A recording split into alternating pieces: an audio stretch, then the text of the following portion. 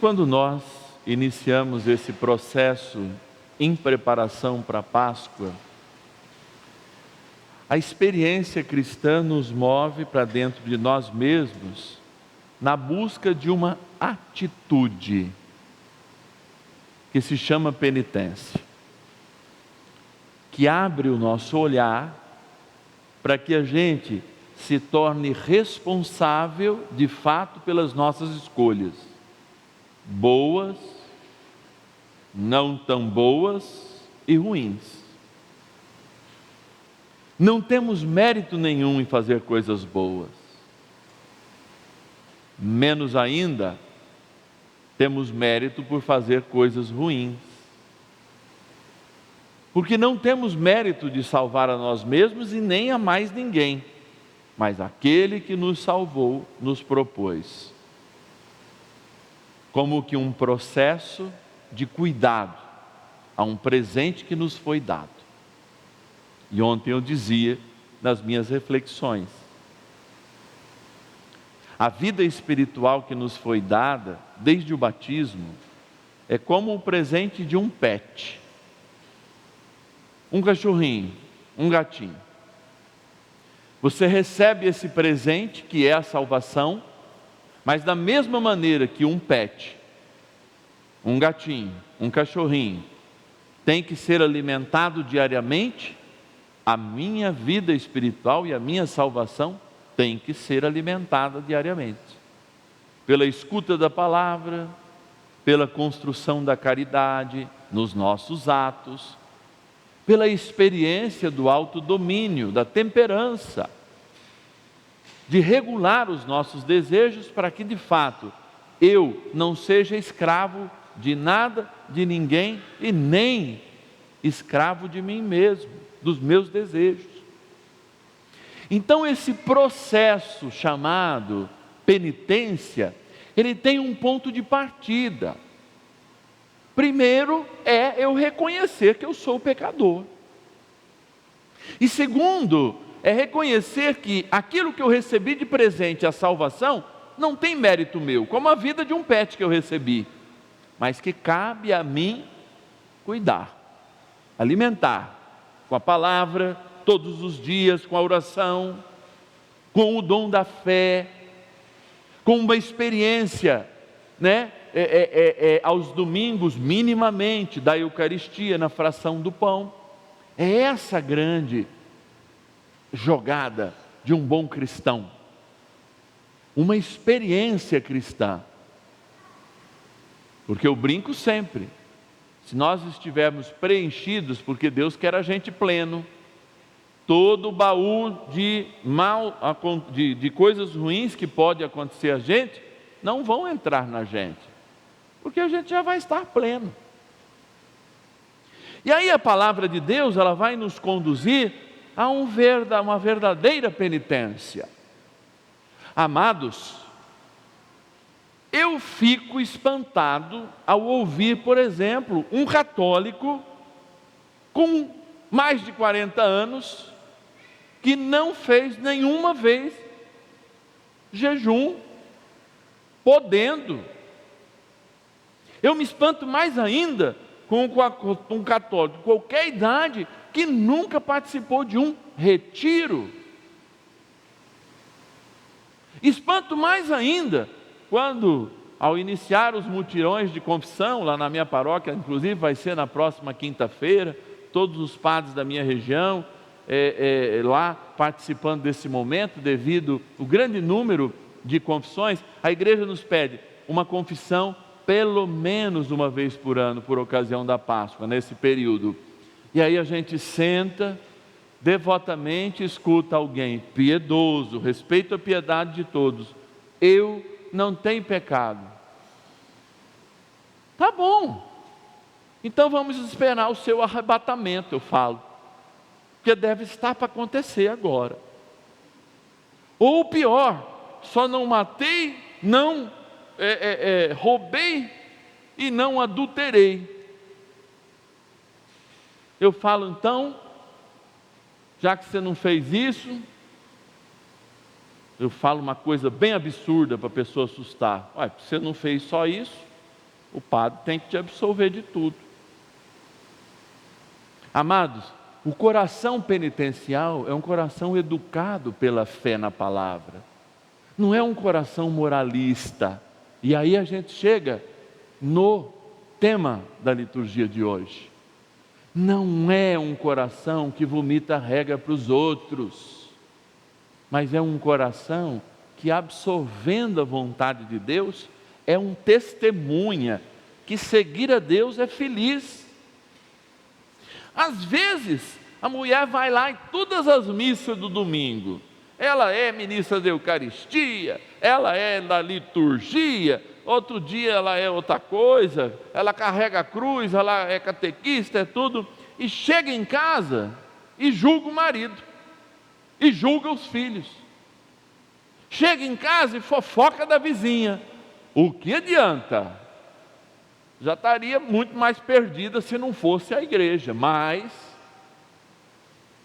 se não demonstrarmos um coração arrependido, para que ter Deus que nos salva? Me fala, para que ter Deus?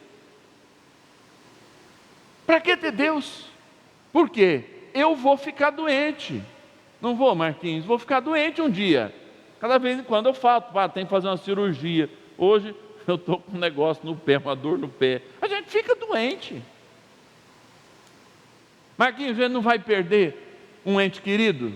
Se não perdeu, vai perder? Vai!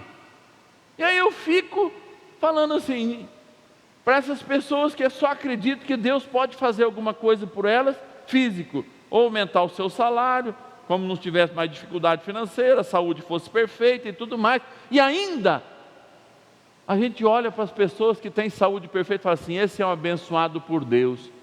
Mas gente, a pessoa nem crê no Salvador, às vezes está distante da salvação, e você que está mais perto, acha que ele é mais abençoado que você. Nós não amamos o Deus das coisas, nós amamos o Deus que nos salva. Esse é o Deus, esse é Jesus Cristo, e mais nenhum outro. Eu fico muito chateado quando vejo irmãos que pegam a palavra de Deus e apresentam um Deus não do segmento, mas um Deus do curamento, até da espinhela caída. Você ficou torto a vida inteira no teu trabalho. Eu não teria coragem de pedir para Deus consertar a minha espinhela caída, se eu fui preguiçoso não fazendo uma atividade física. Eu tenho vergonha de pedir para Deus, Deus, cura o meu colesterol, se eu não caminhei e vivo comendo gordura. Quem é o Deus que nós nos relacionamos? Vocês entendem? É o Deus da salvação? Porque o Deus da salvação fala assim, pega a tua cruz e me siga. Pega os teus problemas, que eu não vou resolver todos, e me segue. E quando Jesus fala isso, Pedro fala assim, nós vamos perder todo mundo. Jesus fala, Satanás, tua boca aí, hein?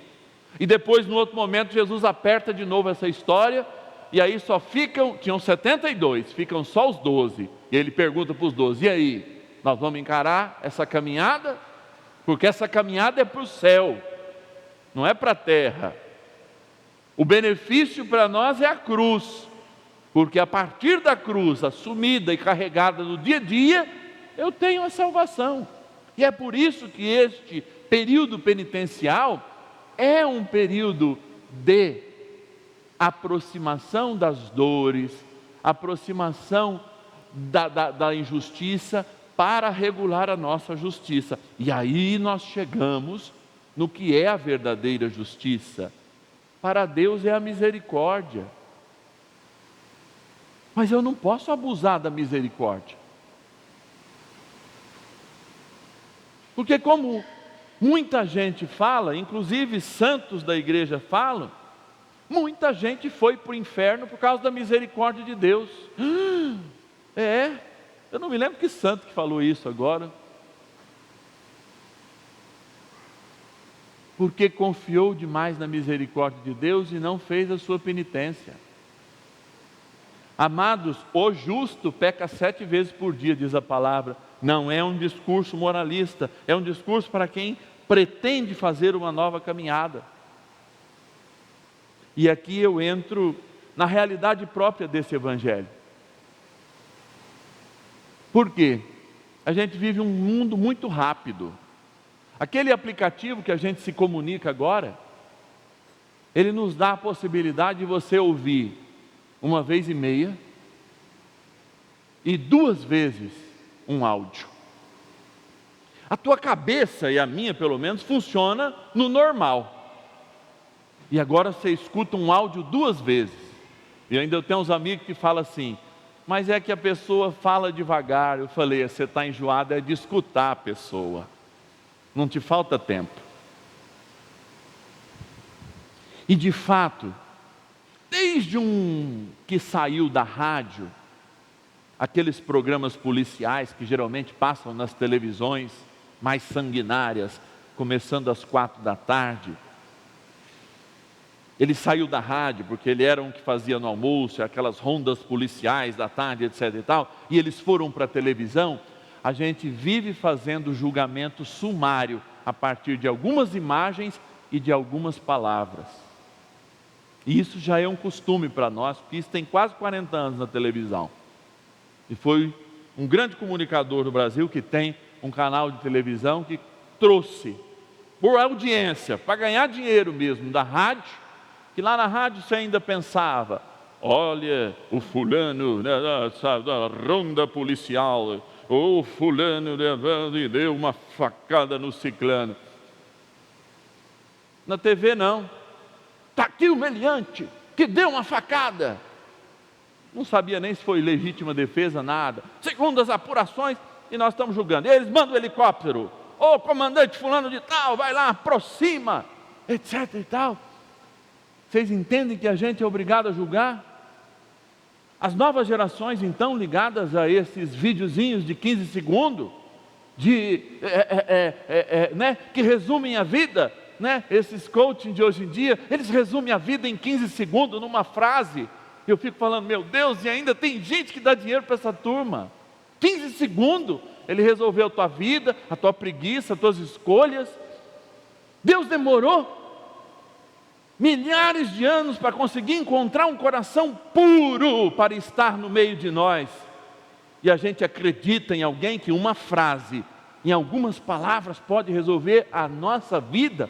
Ainda mais a gente que já está cansado de ouvir homilia desde 4, 5 anos de idade e não melhorou, e nem se acha pecador, e ainda se acha na graça do poder de apontar o dedo para os outros. E é isso que o Evangelho fala. Então, neste tempo que a gente vive, amados, é ainda mais necessário regular a nossa capacidade de julgar, porque cada vez mais rápido as notícias chegam, e cada vez mais rápido a gente tem que dar opiniões de quem não estava no lugar. Marcos, a filosofia do direito diz assim, filosofia do direito, não sei se tem nenhum advogado aqui, mas deve ter me escutando. Filosofia do direito diz o seguinte: se eu tenho um fato e eu tenho 4 testemunhas, eu tenho 6 versões. Um fato, 4 testemunhas, 6 versões. A realidade, a versão de quem participou do fato e uma versão para cada testemunha.